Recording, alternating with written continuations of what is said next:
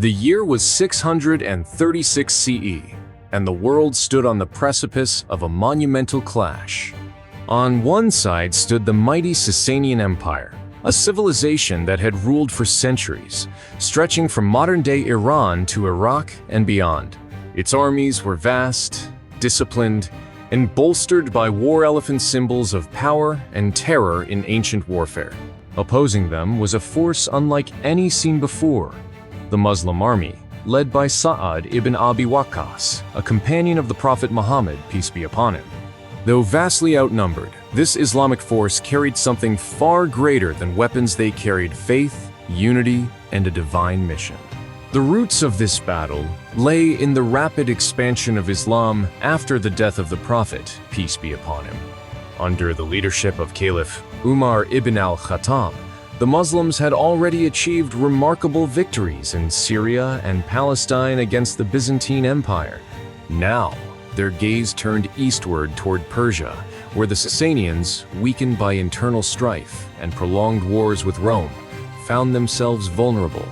The city of Qadisiyyah, strategically located near the Euphrates River, became the inevitable battleground where two civilizations would collide. But what made this battle so significant? Why did it echo through history as one of the most defining moments of Islamic military prowess? It wasn't just about territorial conquest, it was about the triumph of faith over tyranny, of discipline over chaos, and of divine will over human arrogance.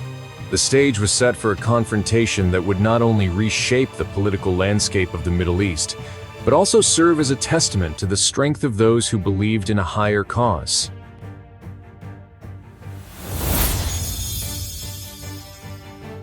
As tensions mounted between the expanding Islamic forces and the Sassanian Empire, both sides prepared for the inevitable showdown at Qadisiyyah.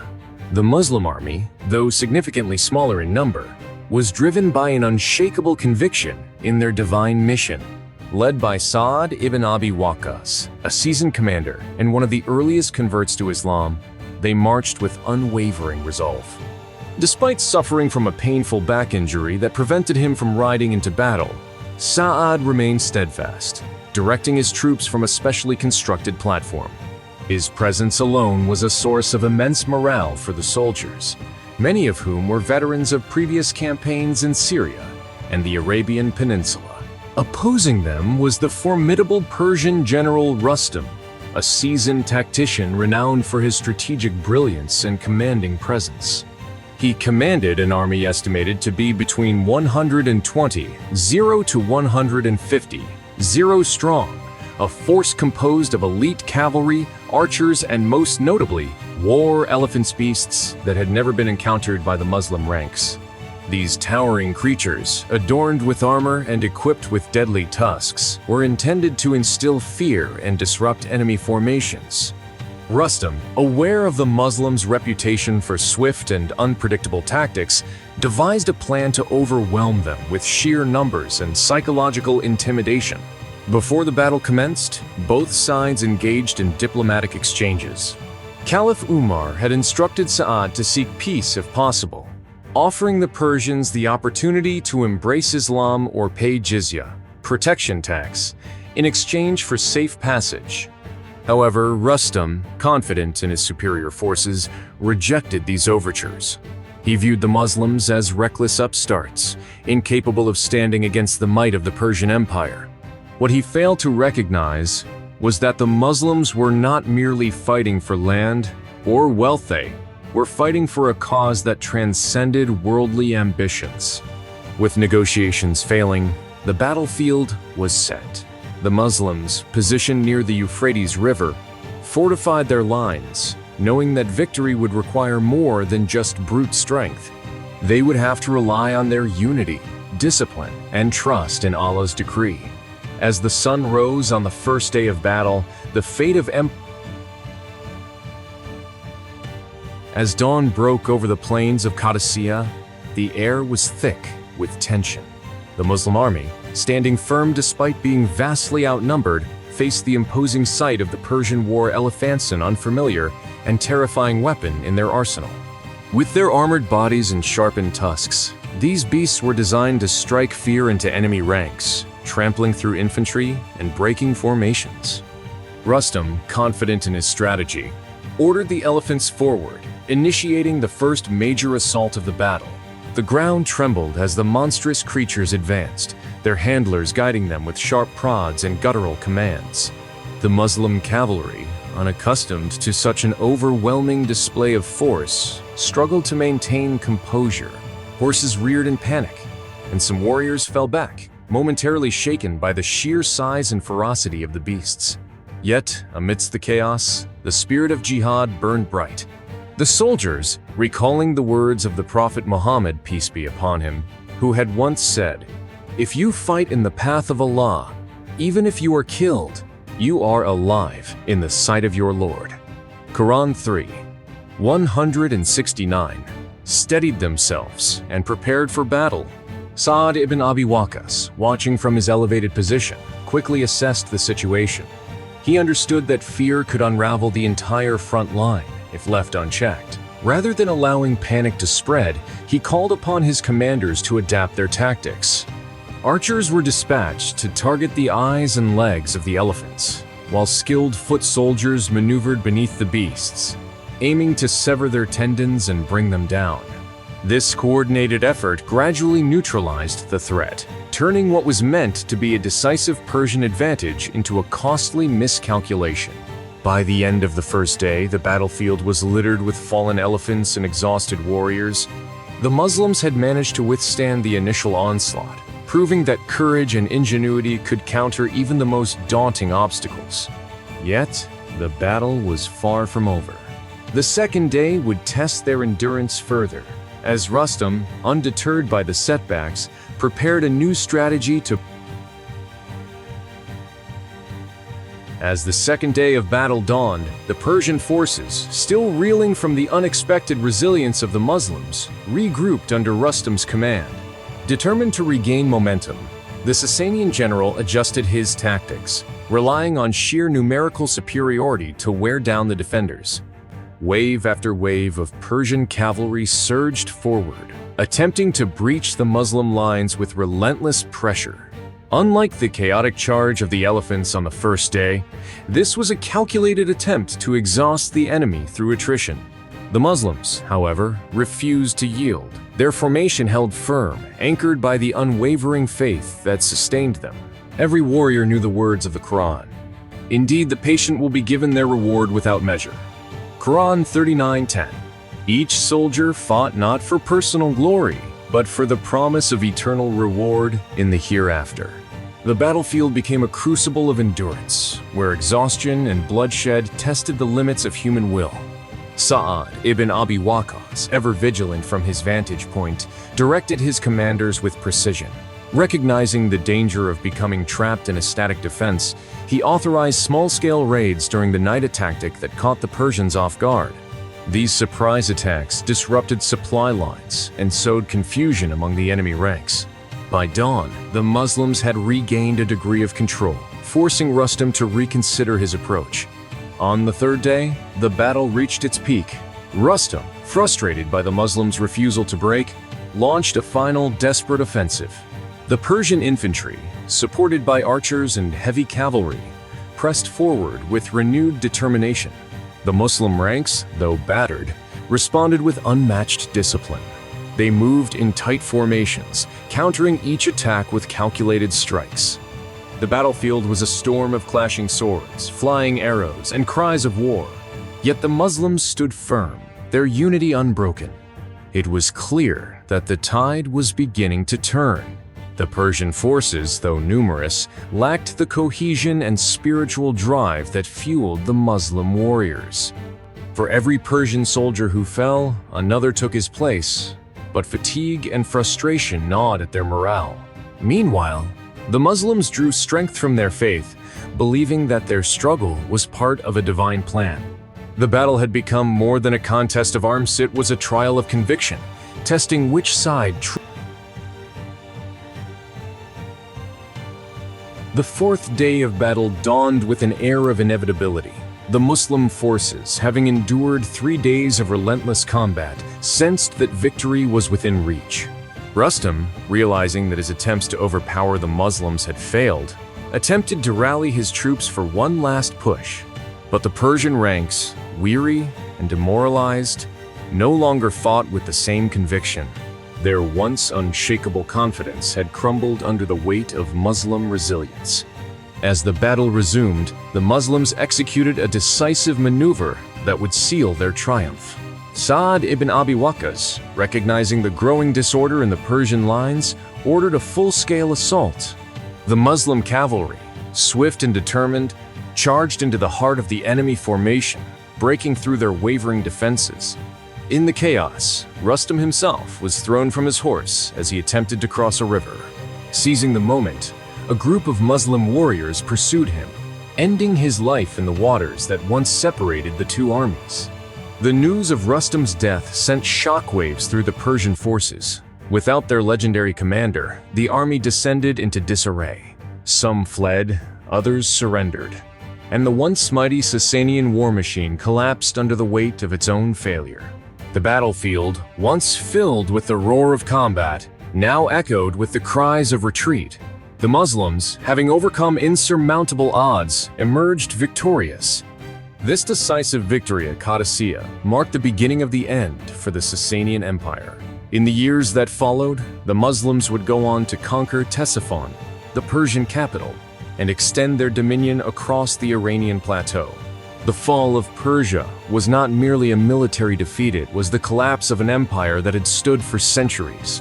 More importantly, it was a testament to the power of faith, unity, and perseverance. The Battle of Qadisiyah had proven that no force, no matter how vast or entrenched, could stand against those who fought with unwavering. With the dust of battle settling over Qadisiyyah, the magnitude of the Muslim victory became clear. The once formidable Sassanian Empire, which had ruled for centuries, was now crippled. The death of Rustam and the destruction of his army shattered Persian morale, leaving the empire vulnerable to further conquests. In the months following the battle, the Muslim forces pressed deeper into Persian territory, capturing key cities such as al-Hira and eventually marching toward the imperial capital, Ctesiphon. The road to the heart of Persia lay open, and the momentum of Islamic expansion was unstoppable.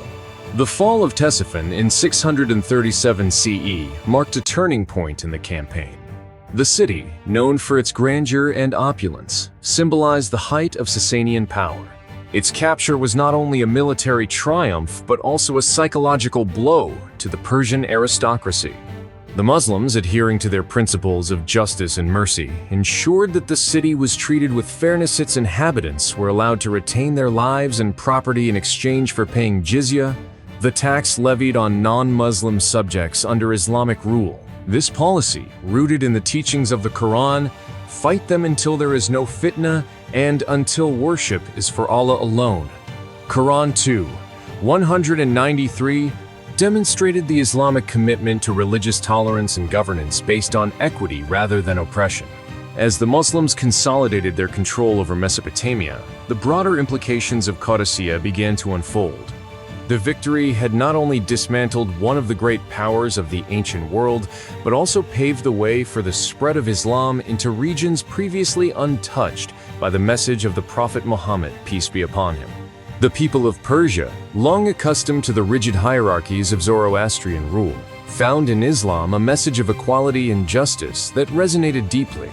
Over time, many Persians embraced the new faith, contributing to the intellectual and cultural flourishing of the Islamic world in the centuries to come. Yet the consequences of Qadisiyah extended beyond the battlefield. The defeat of the Sassanians altered the geopolitical landscape of the Middle East, shifting the balance of power decisively in favor of the nascent Islamic State. The Byzantine Empire, already weakened by its conflicts with Persia, now faced a new and formidable adversary. The victories at Qadisiyah and Yarmouk, fought against the Byzantines in 636 CE, signaled the emergence of Islam as a dominant force, capable of challenging and surpassing the greatest empires of the age. Thus, The Battle of Qadisiyah was not merely a single engagement, it was the catalyst for a transformation that would shape the course of history. The rise of Islamic dominion in Persia was not solely a result of military prowess, but also a reflection of the moral and ideological strength that defined the early Muslim community. The lessons of Qadisiyah would echo through generations, serving as a reminder that true power lies not in numbers or weaponry, but in faith.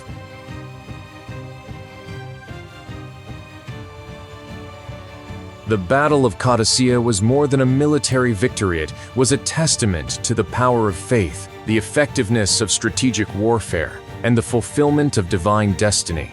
The Muslims, facing overwhelming odds, relied not only on their tactical ingenuity but also on their unwavering belief in Allah's support.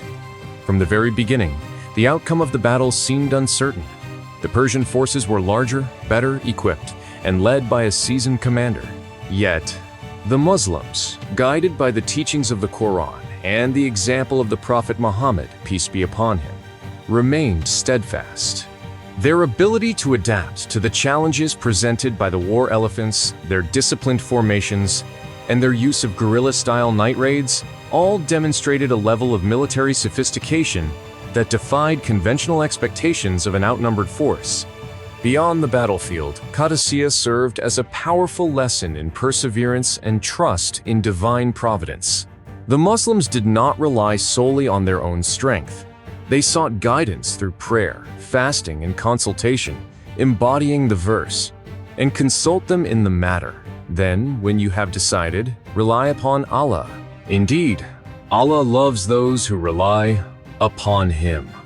Quran 3:159. This principle of seeking wisdom while placing ultimate trust in Allah became a defining characteristic of Islamic leadership. The victory at Qadisiyah was not merely a result of human planning, it was a sign that the path of righteousness was being divinely guided. Furthermore, the battle reinforced the importance of unity and obedience in achieving success. The Muslim army, despite being outnumbered, maintained strict discipline and followed the commands of their leader, Sa'ad ibn Abi Waqqas, without question. This cohesion, fostered by a shared sense of purpose and submission to a higher cause, contrasted sharply with the internal divisions that plagued the Sassanian Empire. The lesson was clear. When a people stand together in faith and purpose, no obstacle is insurmountable. As we reflect on the events of Qadisiyah, we are reminded that history is shaped not only by swords and strategies, but by the values that guide those who wield them. The legacy of this battle continues to inspire believers to face adversity with courage, to seek wisdom in leadership, and to place their trust in the As we reflect on the story of Qadisiyah, we are reminded that history is not merely a collection of past events, it is a mirror that reflects timeless truths. The battle teaches us that faith, when coupled with wisdom and action, can overcome even the most insurmountable challenges. The Muslim warriors at Qadisiyah did not possess the advantages of numbers, wealth, or advanced weaponry, yet they prevailed because they believed in something greater than themselves. Their victory was not simply a product of military strategy, but of unwavering trust in Allah's decree and an unbreakable unity among the believers. Today, we may not face battles with swords and shields, but we encounter struggles in different forms, doubts, temptations, societal pressures, and the daily trials of life. The story of Qadisiyah urges us to ask ourselves, do we fight our battles with the same conviction and reliance on Allah? Do we stand firm in our principles, even when the odds seem stacked against us? And most importantly, do we remember that true strength comes not from physical might, but from spiritual resilience? Let us take inspiration from the warriors of Qadisiyyah and apply their lessons in our own lives. Let us strengthen our connection with the Quran, deepen our understanding of our history, and strive to live with the same purpose and dedication that defined those early Muslims. May we never forget that our greatest victories begin within ourselves, when we choose to submit fully to Allah, to uphold justice, and to persevere